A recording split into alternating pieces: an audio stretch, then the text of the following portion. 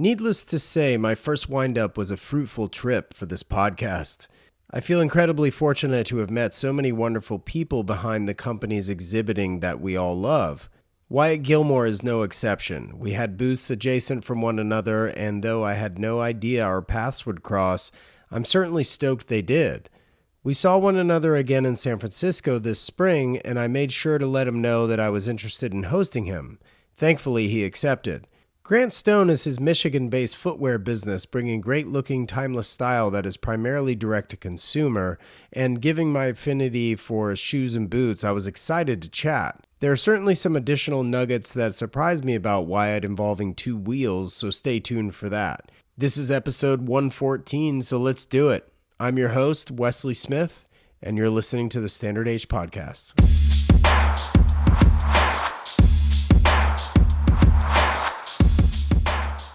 Well, Wyatt, thanks for taking the time, man. It's great to have you on the show. This has been a long time coming. We obviously met at Wind Up Chicago 2022. Yeah, man. Sorry it took a year. No, thanks for having me on.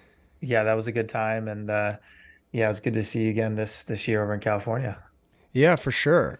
San Francisco was good. Do you find those shows to be pretty successful for you? Is it more of a marketing sort of awareness and exposure type of thing, or is it or hard sales just crushing? Or tell me about your experience. No, I think for us it's just another channel for us to kind of explore and more of a marketing push, mainly because we don't really work with retailers. We are, 99% selling through our own website and shipping direct. We have one retailer, Standard and Strange, in New York and Oakland. So, I mean, we don't really have that experience, going in and seeing customers or just being in a booth or anything like that. We don't have our own retail shop either. So, um, it's kind of a combination of those things, being able to see people, and I mean, especially for wind up. I mean, most of the people coming by, they're kind of like our customers. We let them know in advance we're going to be there, and then we have a few dozen customers come over those couple of days and get to meet them for the first time, and they get to, even if they have 3 4 pair, they can see 40 50 other leathers they've never seen before, stuff that we have. So yeah, it's kind of a combination of those things, and plus just um, liking watches in general. It's just like, I mean, there's definitely some crossover.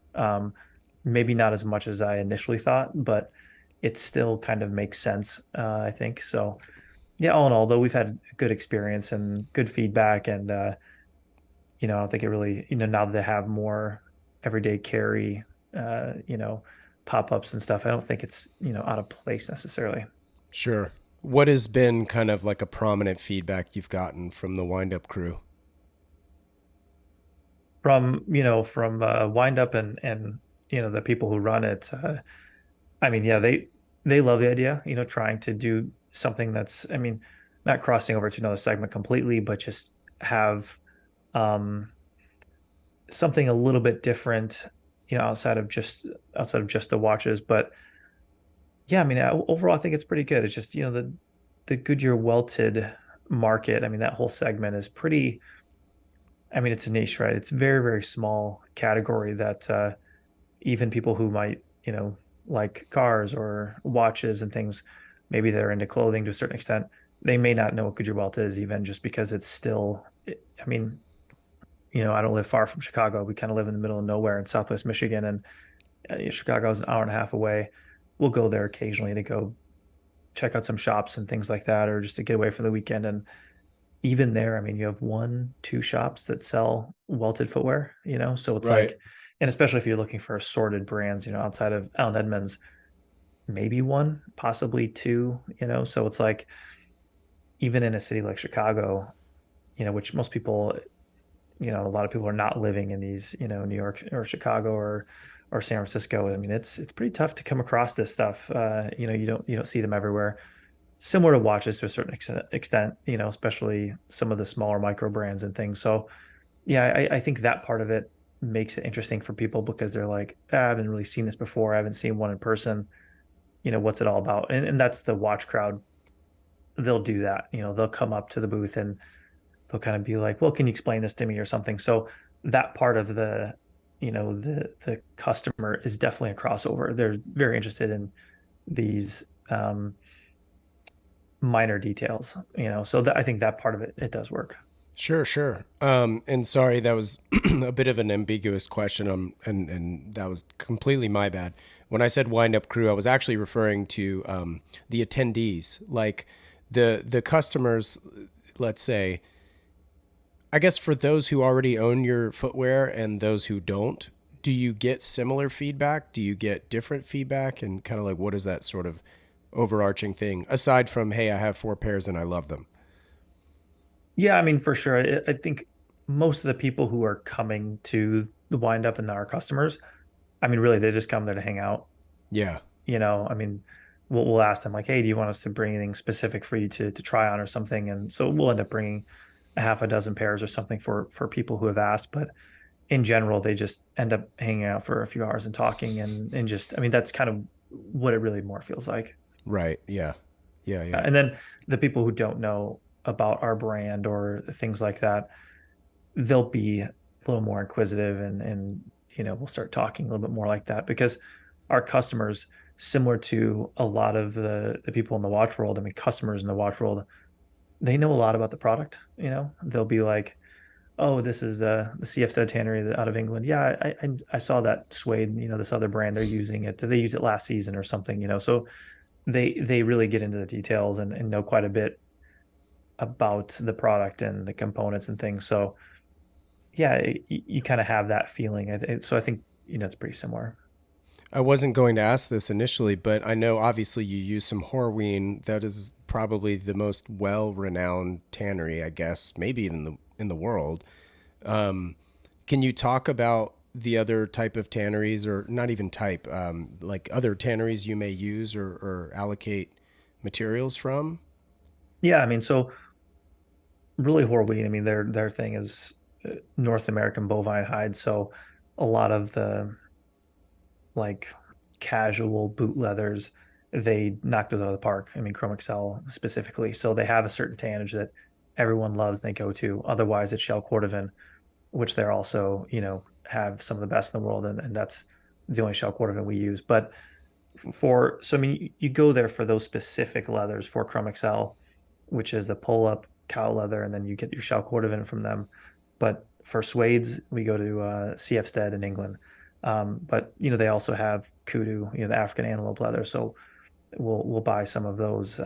We try to stock 2 or 3 different colors, and for calf leather, a little more dressy. I mean, we don't make a lot of dress shoes. Just have a couple of Oxfords, but I mean, still, calf works really well, like on Chelsea boots, because you have to crimp the shape and everything else, and so calf is a little more friendly just to make it with, let alone then product is nice as well. So, for calf, we'll tend to go to Annonay, out of France, and I mean, they've been kind of the go-to for a lot of Goodyear welted brands in that, four to, I mean, really $1,000 range, I mean, that's kind of the 400 to $1,000 range. So yeah, it's kind of depending what you're looking for, then you kind of go out and do it. And so, I mean, the last one that we've been working with for probably 6 or 7 years is Badalassi out of Italy.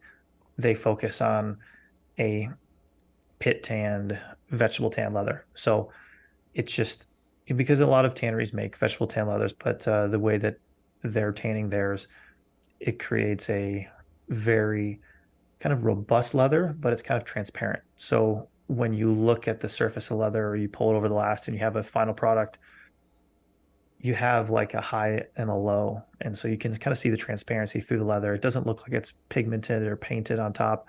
So it's pretty unique that way. So much so that it's kind of joke around like that leather has an insane smell. It's probably obviously that's kind of personal opinion, but Right. anytime someone grabs a boot, I'm like, hey, smell that thing, because the Badalassi, the tan is just unbelievable. Just that smell that it has, it kind of smells like like a saddle shop or something like that. So yeah, it kind of depends what you're looking for, all the way down to, well, then you need a lining. And it's like, well, what kind of lining do you want? And then, so we go to one tannery in Milwaukee. They've been making linings for, I don't want to quote here, but decades, a long time, Sure. 30, 40 years have been prominent for Goodyear weld makers, specifically in North America. And so, Thiele Tannery out of Milwaukee, I mean, that's kind of one of their specialties. They've been doing it for a very long time, and they make other leathers as well, but they just make one really good lining. And it's like we were using that even before starting Grant Stone. Um, and it's like when we started Grant Stone, it's like, well, we know where to go. This Sure. is, and a lot of that too is more from like a make standpoint. You ship all these leather to the factory, and you go through. I mean, every leather has its problems occasionally. Everyone has their issues, and also on a factory level, you have your issues with the make process. And if you find something that works from a make standpoint and the end product is like, okay, we really like this, I mean, then it kind of seals the deal, especially when you can go years without really any issues. Sure. You mentioned pull up. You're referring to Chrome XL with the oils that can kind of rise to the surface, yes? Right. And I mean, they call it a hot stuff leather. And I mean, other tanneries make a hot stuffed leather with like that pull up effect where it has all the oil and waxes inside the hide, and you can, put some pressure on the underside and you can see those oils and wax move around the leather. But I mean, the Chrome Excel, I mean, it's special for a reason. Some people say, yeah, it gets a little bit blown up proportion and things, but honestly, from, not even from a customer standpoint, but just from making the products as well, that's kind of the same thing as aligning. Once you use it long enough, if you can go through, years and years of using the same leather, different colors, and you don't really have a lot of issues, you're always going to have loose grain on different things. And, the cutability is always going to be all over the place. But if you can make the products and you never really have issues, that's also like, that's not something you're going to necessarily market, right? We're not going to put that on our website. We're not going to put them in the forums or blogs like, oh, well, this leather hasn't caused any, commotion in the factory for 4 years. It's Right. great leather. But it's kind of the reality, like for them, it's a really nice leather. It comes in, you work with it. When there is issues, sometimes you can kind of work through it easier than you could with other leathers. We've had leathers in the past that we still use occasionally. It's a baby calf from Italy, but it's vegetable tanned, so it's super temperamental.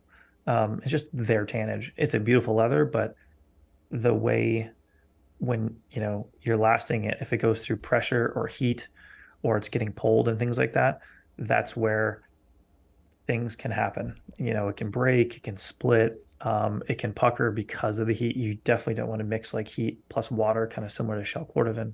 So there's certain leathers like in Chrome Excel, you can't mess it up almost. You can do all of that stuff and then some. I mean, and you can kind of work through it just because yeah, it works really well for making footwear. It's good stuff. So with Cordovan, not that we need to have a Horween podcast here, but like given the fact that they do provide, I don't, as far as I know, everybody with shell Cordovan. Why is their Cordovan better, the best? Why does it seem almost like a monopoly? Like, do they own the horse farms, or like are they a vertically integrated company in that way? Do you know, or Yeah, they're not vertically integrated. I mean, they're buying the shells just like anyone else does, and there's other tanneries in Japan and Europe that tan shell cordovan. Um, we've used in the past, we sampled probably 5, 6 different tanneries of shell cordovan. And the best way I could put it is the biggest difference. I mean, you take the shell and you flip it on the backside, and you kind of see how dark and rich the Horween shell is. It's just it has a level of oil and wax to it that it just kind of keeps that richness to it. Where a lot of the other shells that we've used in the past, the tannage almost comes out like a calf, where okay? the backside almost looks dry. And so that creates a very, very different product, especially when you're making it. It's a little stiffer. It's not as forgiving. Um, it just doesn't have as much oil and wax in. The content level is just not as high. So Is that because it's thinner or thicker? Like if Horween's is thicker, the others are thinner.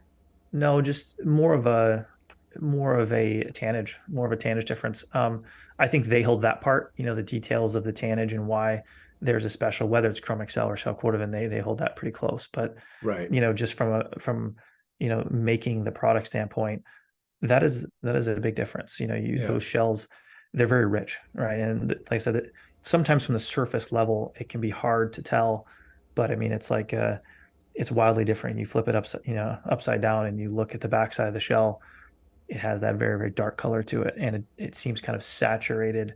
And I mean, they tell that so much, like I mean, they'll let people know, hey, look, we're tanning these things for 6 months. I mean, they're in vats in the pits, and that's how long it takes to create this product. Um, are other people doing that? And I'm sure to some extent, but that's just kind of been our experience. And I think some of those other applications is not to say that it's better or something. Um, but for us, honestly, you have enough problems trying to make shoes as it is. And so Yeah. like, especially when you're making shell cordovan, we just shipped our most recent shell cordovan pre-order over the last couple days, and just put some online today, and very small batches. So, usually it's, a few dozen pair or something, and they kind of go the same day just because it's hard to get the material.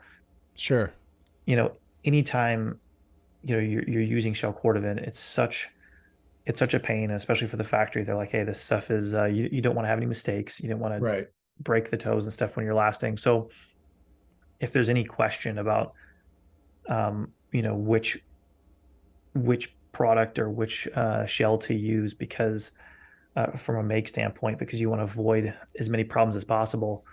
I mean, Horween's kind of hard to, it's hard to argue with that because it's just been pretty consistent. I think we've been doing pre-orders and makeups for probably 5-6 years now, and yeah, just never really have any problems. And that's pretty much good enough for Right. us. Like you make it, and the end product it's amazing. You can wear it however you want. You can wear it in the snow, whatever, Yeah. in summer, winter, and yeah, it's just a very good product. Well, I mean, obviously, for those who don't know, it comes from the hind quarters of a horse as opposed to a cow, right? So that's distinction number one. Number two, it doesn't crease, it kind of rolls, if you will. It's also known for its durability, cordovan.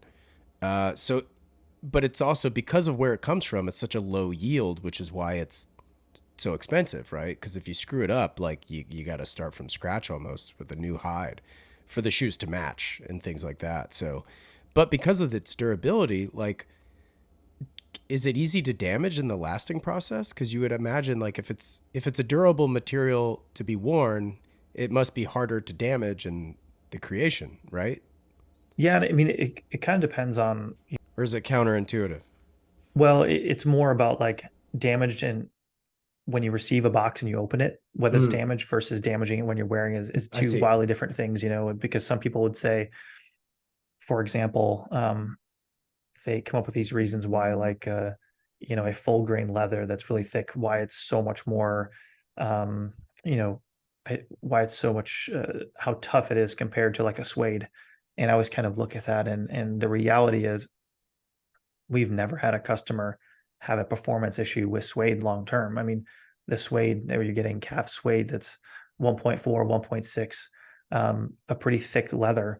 Um, it's incredibly durable. I mean, Yeah. I've never seen someone work through a suede or what. They say, well, it gets dirty and whatever. It's like, well, but it doesn't scratch and bruise and everything else like a lot of the full grain leathers do. And so, I mean, we have, some guys in the office, they'll wear penny loafers, suede penny loafers, like, for 3-4 years, mowing the lawn, doing yard work and stuff, because it turns into an old pair, and they still look great, like in 4 or 5 years, and it's suede, and that's like literally working in the yard or doing things, around the house and stuff. So I think there's a lot there where, but when you open the box, shell cordovan, it marks easily. Chrome Excel marks easily. Suede is actually, it's, especially from like a warehouse standpoint, when you're shipping the product, you can, it's a little less stressful to deal with, because you can kind of brush it a little bit to kind of move the nap around. But in general, it's actually very, very easy, Yeah. where maybe you pull it a full grain leather, a veg tan leather, or something like that. If it's been laying on its side, it almost burnishes it a little bit. And you're like, Yeah. it looks great, but how about the person who, our customers open it up and they're like, there's a spot here, but the other one doesn't have that, you know. And so some of them, even though they're very, very tough leathers, I mean, they'll get dinged up in things in the box, especially during transportation, much easier than a suede. We almost never have that problem. But there's certain leathers that, while they're very strong and will last forever, you'll get a lot of emails about that just because of transportation. You know, they're Sure. like, hey, it's more or less a concern, like, hey, is this okay? You know, it's like, well, use a spoon or literally just use a brush and you know, a little bit of that. And sometimes it won't come out, you know, be like a little dent or something on the leather, which sometimes that is the material, you know, the way it is naturally. Why can't shoes all be the same size? Yeah, that's a good question. I guess because people have different foot sizes, you know. No, but I'm saying like why isn't a 10 across the board? Do you know what I mean? Like I figured you're the man to ask. Yeah, so I think there's a lot there as to why it is the way it is today. And you know, one explanation, which I think people will kind of agree with the most if they consider themselves like a long time shoe, you know, I don't know, manufacturer or whatever in the business for 30, 40 years. They were making, you know, 40, 50 years ago, whether it's North America, Europe, England, they're making manufacturing shoes, right? They kind of have their standard. And back then, maybe that standard was close to a certain extent, um, as in a 10 versus a 10 from this country or from that shop, from this manufacturer, relatively similar. And at least it was closer. Then you fast forward to the 80s and shoes start going east over to Japan and this and that, and then eventually to Taiwan and then China in the 90s. And this just gets lost in translation, literally as far as the, you know, where I mean, you can still buy them today, right, on eBay, whether it's Florsheim, you know, Imperials or whatever it is, or you know, a golf shoe, you know, like the tour golf shoe with the leather sole on it and things. Yeah, that like a FootJoy classic. Yeah. Exactly. Like you can still buy those, and that is going to fit half a size, three-quarter size bigger than your average 10 today from Nike or whatever. And a lot of people just kind of say, well, it was just lost over the years from manufacturing jumping around.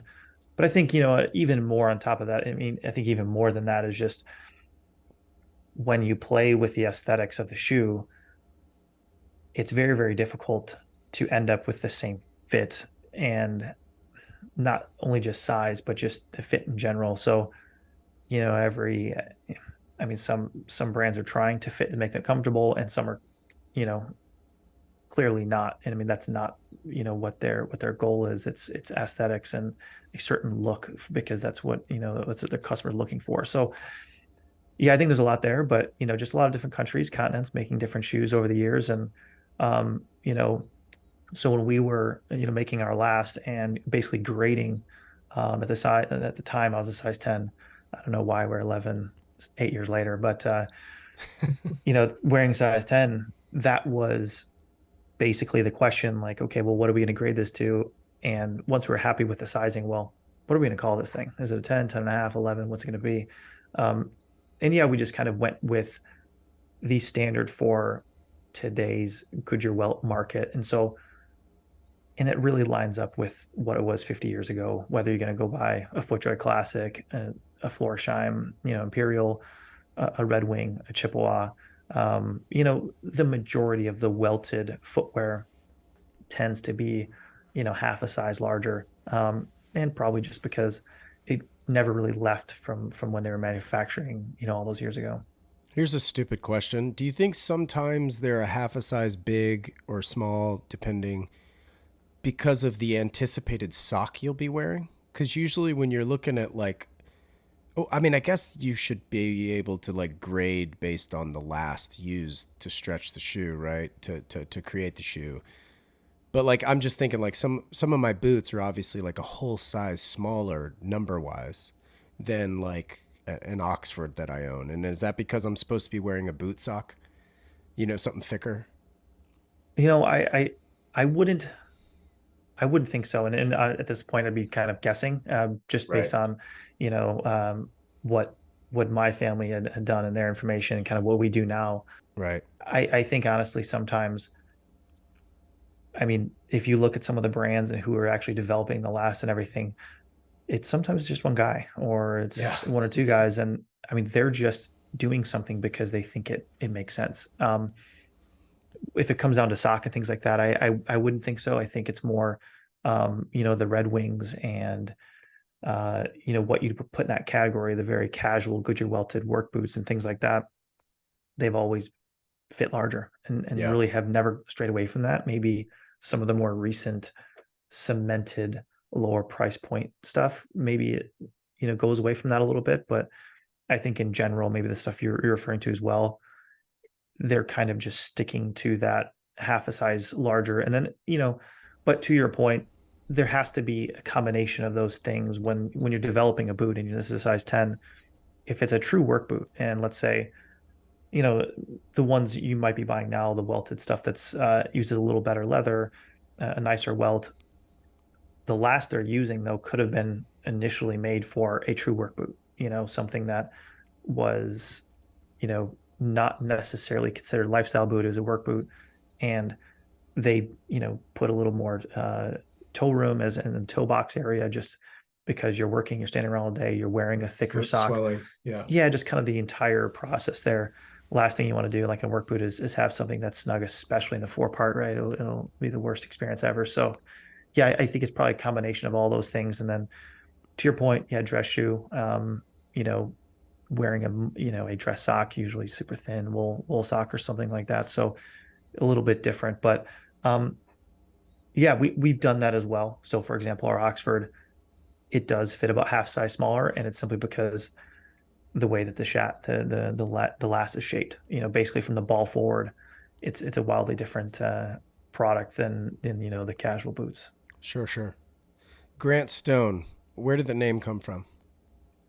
So my grandpa worked at Alden for 60 something years, and Oh, wow. his and the person that he learned from, his name was Grant Stone. And so he used to come over to the families, the house a lot and stuff. And my dad always really um you know he always liked Grant Stone, and he was kind of a family friend, but they would always kind of joke a little bit like he was so prim and proper in the way that he dressed and everything else. But I mean, this is back in like the 50s and 60s. But even then, he always kind of had a top hat, and just the way he dressed, and his personality kind of stuck with him for a long time. And so that name was, thought it kind of lined up well for a brand as well. Just kind of has a good ring to it. What's your relationship with Alden now? I never really had one. My dad worked at Alden as well for something like 15 to 18 years. He took over the Midwest territory for my grandpa at one point, for those years. But when I got into the business, um, my dad was already working with a family in Taiwan and China. So he basically asked me if I want to get into the business, and kind of suggested that I should go over to China and spend some time over there and see what it's about, even if I don't get into the industry. And so I've always been with this family making shoes over there in China. Oh, that's cool. You're based in Michigan, like you said. Have you always, were you born and raised there? Yeah, I was born and raised here. Yep. Okay. What did your dad do after Alden? Or did he retire? Yeah, so he went to a show in Vegas, and that's where he met the family, that I work with now. And that was in 94. And so he went over to Xiamen, China, where our shoes are made now, in 94.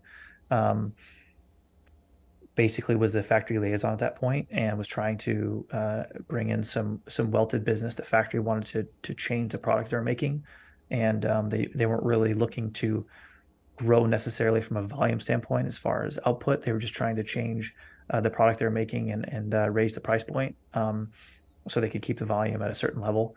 And so yeah, they started making welted boots in like 94, 95, and all the way until when I got there in 2010, still making welted stuff. And that's kind of where I picked up. Okay, so forgive my ignorance, and this is kind of perhaps news to me. So, did your dad found Grant Stone and you took it over? Well, yeah, I mean, so he actually created Grant Stone in like the early 2000s and made a line, but then he gave it up pretty quickly, just because it wasn't based online. It wasn't direct consumer. A family friend who has some shops um, on the East Coast was selling some of the shoes. So basically, they gave it up after a little while. He and the family there that's making the shoes.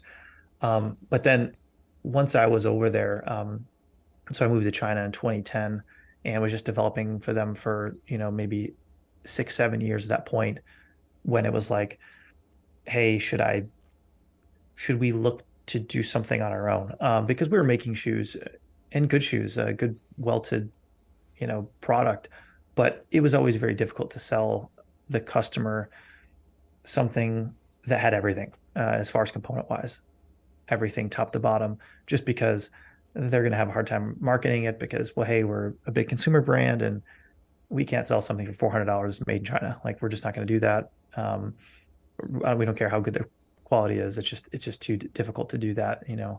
So that was kind of when I was just playing around with samples and making products, and basically just made seven products to start with, and said, hey, let's make a Shopify website.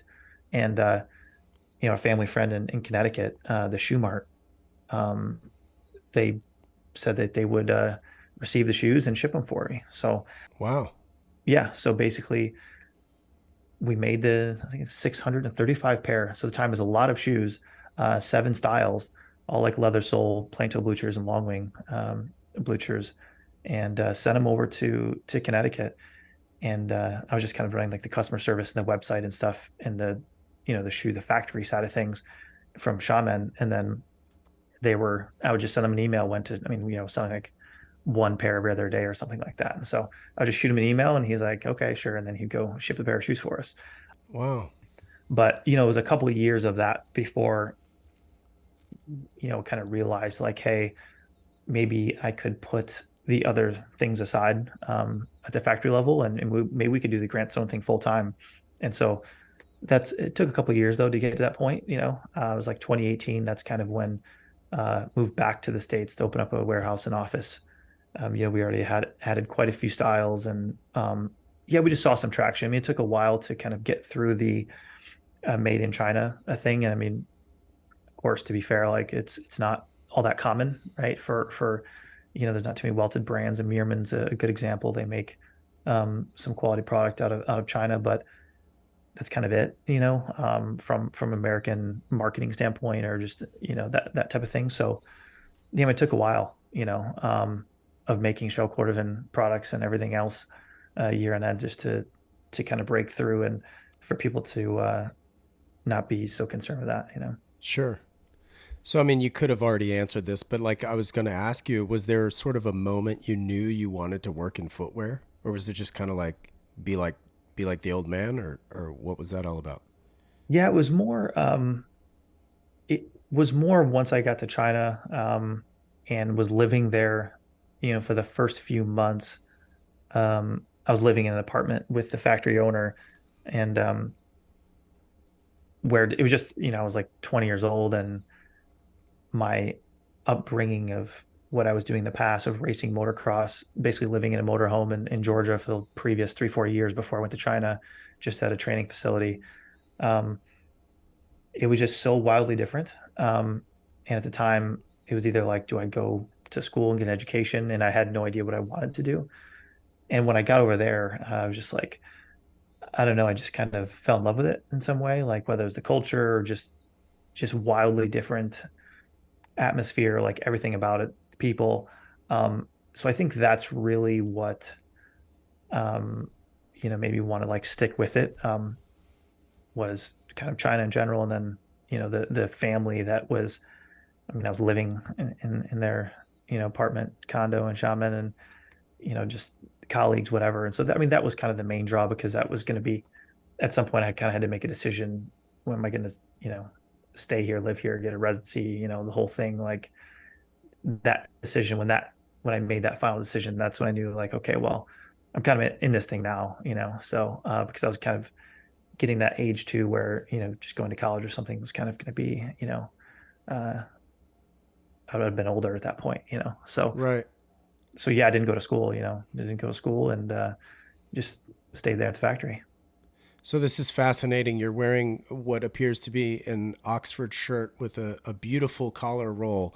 And you're talking racing motocross, and I'm thinking of Ricky Carmichael. I'm thinking Travis Pastrana and the Metal Militia. So where along that spectrum do you fall? Because you do not strike me as a motocross guy. So are you still riding? And please go into detail about how you made this transition into Oxford shirts. Yeah, and I mean it is. It's kind of a weird thing because my parents were not aware of what motocross was or supercross, and so they kind of let me go a little too far. I mean, I started when I was 4 or 5, grew up, 15 minutes from Redbud here. So just kind of organically started to do it. And then, we're traveling the country all of a sudden as I'm 10, 11, 12, 13. And then um, when I was 14, 15, started taking more seriously as far as racing more and more, skipping school, basically. And then my parents agreed to homeschool me so I could go live in a facility. I was 15. So I didn't really go to high school. Went to a place called GPF, which Ricky Carmichael lived 25 minutes down the road, his goat farm there. And yeah, I stayed at GPF. My friend, who was 3 years older, was my mechanic, had to go with me so he could be my guardian. And so I could ride there. And yeah, just stayed there for 3, 4 years, just kind of training to turn pro when I was 17. Um, and I had some, how do I say, like, I felt at some point like, hey, I could do this for a few years, had somewhat of the potential to race professionally, and had a lot of injuries basically from when I was 16 Mm, through 19, but still I never had that raw speed of someone who's like, you're number one or top five in the country, and Yamaha is going to give you, $400,000 contract, and you're pretty much set for the next few years type of thing. Because even those guys get kicked to the curb in a couple of years after, a femur or whatever, right. and then they're done. And these Yep. are guys that are best in the world. So I was almost there, but in between the injuries and not quite having that, like, okay, during some period, you're the best, Yeah. which I was not. Um, it just never really makes sense, but it always lures you in to continue to keep going. And my parents, Right. it's a lot on them as well, obviously, with the hospital trips and the surgeries and whatever. And then, okay, we'll let you get back into it. And then you go back down and you get more motorcycles and you keep racing. And um, because you have a good day, and then it's like, okay, we could do this. And then, but in reality, looking back on it, and especially that sport in general, it's not a very friendly sport. It's actually a terrible sport when it comes to career. And I had some of my closest friends at the time that was living with me in Georgia. I mean, there's a lot of talent that went through that facility. I mean, people you'd be watching on a Saturday night, and I mean, in one weekend, I mean, their career is over. Really. It's not a very friendly sport. I think my parents, my dad specifically, kind of he came around to that when I was about 20, because I would have kept going. Of course, Right. it was a fun time for me. Um, but yeah, it was like, hey, if you're not going to be able to get a ride and make this thing happen on your own, which I wasn't at that level. Um, it's time to do something else. And so either going to go to school, whatever that was. And so when I first went to China, I mean, I was still very much that, I didn't know anything else. But I would say really the transition into the footwear and everything else, it was from the factory owner, who really kind of brought me in and taught me a lot about the business. Of course, my family had taught me a lot about the business throughout the years, but I would say that was more the transition that happened over there pretty quickly. And you have customers coming in from who knows where. And my job a couple years and was basically flying to the States and presenting samples and stuff like that. So yeah, it naturally happened over a few years of once being in Right. China, you know, wearing the skinny jeans and Vans and t-shirt. Um, I mean, you can actually do that. And, that's kind of the world we live in now, though. Like, it's totally fine to be a line builder and be very, very casual as well. But I think once you start getting into this stuff, just like if you get into watches, uh, clothing, anything like that, footwear, I mean, you start to, have an interest in it. And you're like, oh, well, what's this? Where can you get this shirt? And oh, well, what's Right. proper cloth? And oh, what is this collar? And what materials do they have? And you just kind of gradually get into that stuff. And I mean, it kind of goes hand in hand with what we do now. That's cool. So is your shirt proper cloth? Because that's actually a business that I was looking into recently because I was in need of a French cuff shirt, and I literally couldn't find a French cuff shirt that wasn't a tuxedo shirt. Fairly recently for a wedding that I was attending, but at any rate, yeah, I'm gonna be looking into them for sure because I've got another wedding to attend that's black tie in November. So wind up New York City in October. Which, by the way, are you going? No, we won't be going to that. And mainly because I have a little travel lined up this fall already. And then we have an Gotcha. event, a boot camp event in New York this fall as well, kind of right around the same time. And so yeah, probably skip that one. I love the pun of that, a boot camp. So what? Tell us what exactly is that? Yeah, so it's one of the I actually wouldn't know how to classify it. It started off as a forum, maybe a blog, and called Stitch Down, and it slowly turned into kind of a community, more or less a Discord community of, let's say, a couple thousand people. And he's been throwing these events kind of around the world at this point, like once or twice a year. They'll get a group of 10 to 30 people. I'll go to New York, hit all the stores, and go out and drink and eat and stuff like that. Nice. And now it's kind of turned into this thing where I mean, he's having a fair, but the shoe fair it's not a wholesale, right? Which shoe fairs generally they are. So this would be kind of one of the first direct to consumer. You have the end consumer going around, and you've got, let's say 20 brands like ourselves who, very, very similar here to the wind up stuff, where you've got these micro brands or just these brands that are selling direct consumer, and they can have a booth there. Oh, that's very cool. Yeah. Well, tell us about your current assortment then. Yeah. So, it's difficult, kind of like, or even maybe even more difficult to put a name, I feel like, on the category of footwear nowadays, just because, a collared shirt, it's pretty easy. If you go onto a website and you're like, hey, I know they make a lot of collared shirts, but if you're looking for like an Oxford cloth or whatever that is, you kind of know to go to like a casual button up or something like that. Like, you kind of know where it goes. But I mean, we kind of face it every day, where half our customers think we're a very, very casual brand because it's a lot of boots, it's a lot of loafers, very few Oxfords or semi-brogue Oxfords, things like that. Meanwhile, the other half of the customers are like, this is the dressiest shoes I've ever bought, and they're very Right. dressy to me. And it's just kind of like, so we kind of fall in that category of a business casual welted brand. And at this point, I think it's almost fair to say, more of like a smart casual, just because maybe it's even a little bit more casual than business casual. But it's like, most of these larger companies nowadays, most people walk in with jeans and sneakers and stuff. So we kind of fall into that category. Not a lot of quote unquote dress shoes, and the majority of our focus has been around boots that have a certain material or a specific leather. So we don't necessarily, for example, have like one product page. And it's like, oh, here's this boot in black. And then you have all these little swatches next to it, and you can kind of pick colors. It's more like every product's on its own. You click into it and you're like, oh, what's saddle tan? And you click into it. And that's like, oh, this is from Italy. The tannery is called Badalassi. It's a, pit tanned, vegetable tanned leather.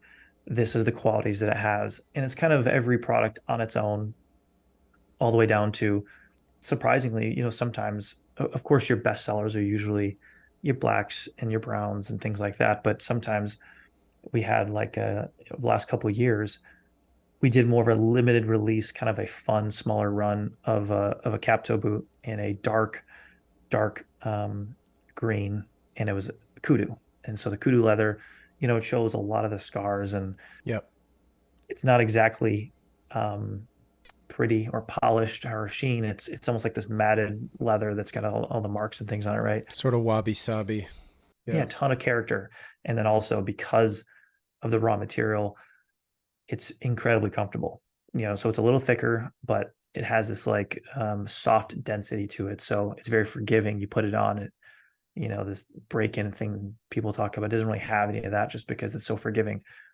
And a one-off strange boot like that ended up performing really, really well, and we put it into the line. And so I think that kind of defines what we do as far as taking something that, in my mind, and especially from a larger brand standpoint, which we're not, but in the grand scheme of things would be a kind of a one-off limited release product.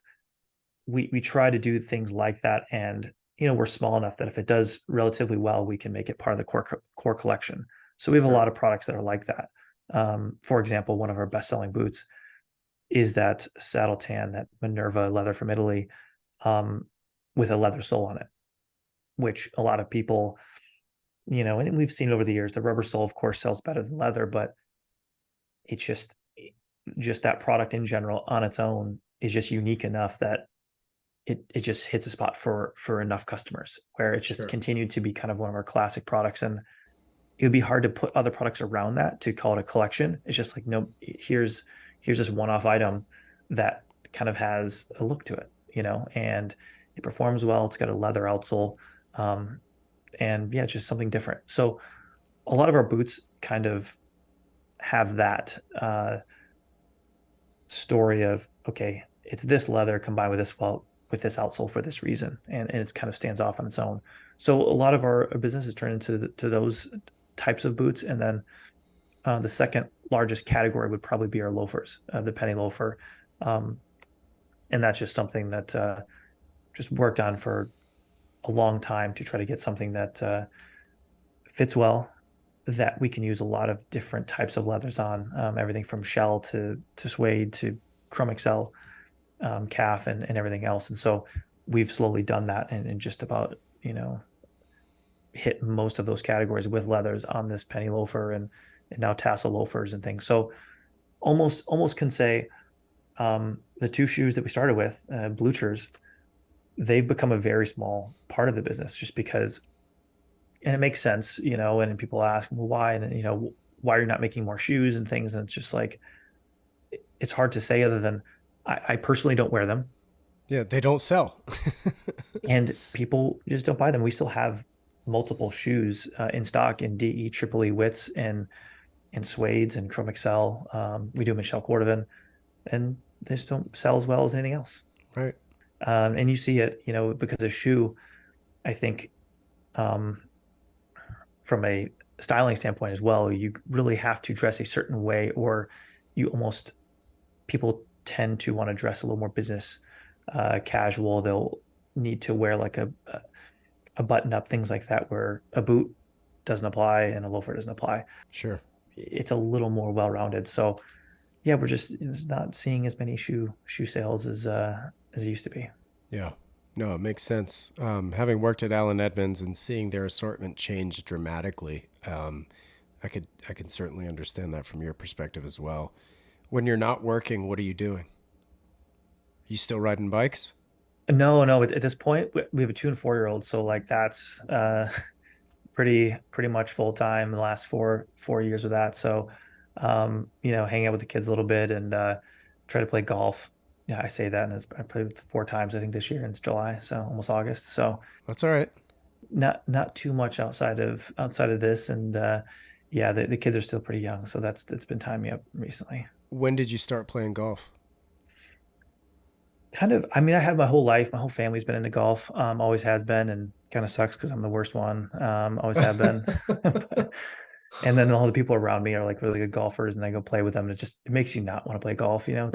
It's such an embarrassing game, to go out there and try to play. And I saw you were abandoned the other day.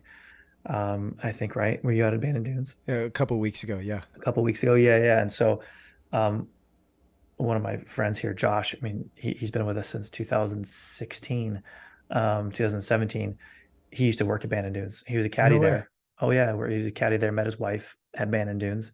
And yeah, long story short, he's a scratch golfer. So yeah, it's a ton of fun to go and play with him. As I shoot, 93 or whatever. So yeah, it's just a stressful game, but I love it. And then you hit that Yeah. one shot and you're like, yeah, this isn't so bad. It's what keeps you coming back, in fact. Right. Yeah. So yeah, I try to do that a little bit. And as far as the bikes go, just mountain bikes. I bring the kids out and we go to the trails, once a week or something like that. The 4-year-old, she can ride her own bike in the trails, and the 2-year-old rides with me. And yeah, that's the majority of the time right there. Oh, that's awesome, man. What kind of clubs are you playing? So Mizuno, Oh, and actually, I just got fitted last year, and it's kind of weird. My game didn't get any better, but the clubs look really good and they feel really nice. But Josh, who I was mentioning, he went. I mean, he kind of convinced me to do this, and he ended up with Mizuno as well. Just basically looking at how he was hitting the ball and everything else. Not even so much feel or anything. And yeah, yeah, they're good clubs, great irons. totally. Yeah, I used to have a set of Mizunos before I got my Titleist set, which I really love, and I've hit Muras, and I've just been really struggling to stay away from Mura. It keeps drawing. Yeah, I mean, it keeps drawing me back in, but I'm just like, the MB 101s that they make. I mean, if you were to cross your eyes, they look exactly like the 620 MBs that Titleists are making. Like, I mean, the toe is a little higher. It's not quite as round as the Titleist, but like for $1,000 more, it's like, is it actually worth it? I mean, if you hit absolutely every single shot of yours pure, you can feel a difference. But even still, like, is it $1,000 difference? I mean, Yeah, I'm it's definitely a not in that category. 50%. Yeah, I mean, it's a 50% price increase. So it's like, again, I'm struggling to stay away. Like, I want a set so bad, but I just can't see the sense in paying 50% more for something that, like, I may only notice 25% of the time. You know what I mean? Or because I mean, I hit the ball well, but like, again, $1,000. That's 50% of another set a few years from now. You know what I mean? So it's like, I don't know. But that's just. But I loved my Mizunos. I had MP67s, I think, like way back when, and those were Yeah, yeah. I mean, if I super mean, great. I'm sure over there too, you have a ton of the, simulator likes the club champion. You can go hit some. I hit some of those mirrors, and yeah, I mean, I would never be able to tell a difference, but they're sweet. But yeah, the other way, go on eBay and grab a set of irons and give them a shot for a little bit before you take a deep dive. Because I mean, it's crazy. People on eBay, I mean, they'll play around or something, and throw them on there. So that might be a That's good way rare. to give them a shot. But Yeah, yeah, totally. What was your first car? my first car, uh, it was a Sonoma. It had to be a truck, but putting the bikes in the back and stuff. And I Totally. drove that thing like 300,000 miles, and I think because Michigan to Georgia and stuff back and forth a few times a year. And yeah, I put a lot of. I didn't put 300. I think it had Right. maybe 100 or 150, and something like that. But yeah, Sonoma, What's the daily driver now? Genesis G70. Oh, okay, cool. Yeah, those are Lux. Yeah, it's been a good car, and yeah, I liked it. I was a little scared to get into the. I've never had a, um, like a, I don't know, 5 Series or Mercedes or anything like that. And I guess, kind of more towards like the BMW stuff, something sporty for whatever reason just seemed like, yeah, it'd be a fun thing. And like the Genesis seems to be, um, I don't know, I've got 2 years in, like 23,000 miles, I think. And Oh, yeah, they're great. I mean, it's a super smooth car. Like obviously it's not as super intense or anything. Well, I told my friend at the time, he didn't, he's not like a big car guy, but I'm like, yeah, I got a Genesis. He's like, he's like, oh, that's awesome. He's like, yeah, one of those like big, like saloon, like big cars. I'm like, no, it's like they have new ones now. It's a little smaller stuff. He's like, oh, like the sorority girl, like BMW thing. I'm like, dude, you suck. Yeah. But it's a pretty small car. The G70 is pretty small. Back seat, it's pretty tight and stuff. But I definitely put the kids back there, yeah, golf clubs and stuff in the trunk, no problem. 22 miles a gallon. It's fun. that's great. So yeah, it's a good car. What's the last thing you did for the first time? This usually trips people up. Yeah, I mean the big one that I can think of is like, so for the first time, our 2-year-old, our 4-year-old's been overseas a few times to China, but our 2-year-old hadn't. So we took for the first time, because our 2-year-old's also insane. We went to Taiwan, the four of us as a family, and I was kind of freaking out just a little bit, like, okay, this is going to be tough. This is going to be tough. Like, we're not going to get a ton of rest. We're going to be just absolutely drained during this trip and after. This is going to be brutal. And we did that this spring, and actually, it was surprisingly easy. Everything went smooth. Like, the kids do well in the plane, and it's a good. I mean, we had a direct flight, which doesn't happen very often, especially when we go to China. It doesn't happen, but Chicago has direct to Taipei, which was, I mean, that was the big, saver there. But if you go through O'Hare and everything else, it's still 18 hours, like door to door, right? So, but the kids did good, and like, yeah, we had a blast over there. I used to spend a lot of time in Taipei, usually like once a month or something for those 8 or 9 years. And the factory has an office there. So we went to go see all of our colleagues and just go up north, go to the spas and stuff. Yeah, the whole deal. Spend 8 days in Taipei City, just touring around, pushing. We got there. We're like, we don't need a stroller. We literally got a stroller before we checked in that day because we were just trying to get to the hotel, and like, it was like 7 o'clock in the morning. It was like 3 hours in.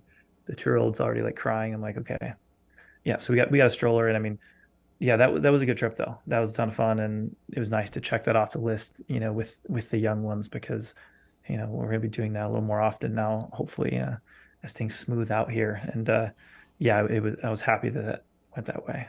That's awesome, man. I'll have to get your list of things to do because Taiwan is certainly on our short list of places to go. We haven't been together. I mean, my wife's been, but I've never been to Taiwan before. So yeah, shoot me your list of the hot spots because I'd love to see it. Absolutely. I mean, yeah, we would live there like in a heartbeat. It's a very, very unique city, where it's it's very clean. It's safe. It has everything when it comes to food, all the way down from, like, side of the street, all the little vendors and stuff, all the way to, we had, you know, incredible, Japanese, just like here, in Osaka or Kyoto or something, like very, very good food all around. It's just a very nice vibe over there. So yeah, yeah, and I'll definitely do that. That's incredible. Well, listen, Wyatt, man, this was super fun, man. And obviously we don't get nearly enough FaceTime. We got to get you out to California and play some golf. It is not competitive. We can have as much fun and alcohol as you'd like. It helps my game. Yeah. So we, shoot 93, every day if you want. But yeah, it's all good, man. But we'll have to get you out here. Yeah, absolutely. I appreciate it. Yeah. Well, Wyatt, thanks, man, for taking the time. And sorry I'll miss you in New York, but hope to see you certainly sooner than later. Yeah, absolutely. Thank you, man. Okay, buddy. All right, let's chat soon. Okay, sounds good. Okay, see ya. Yeah.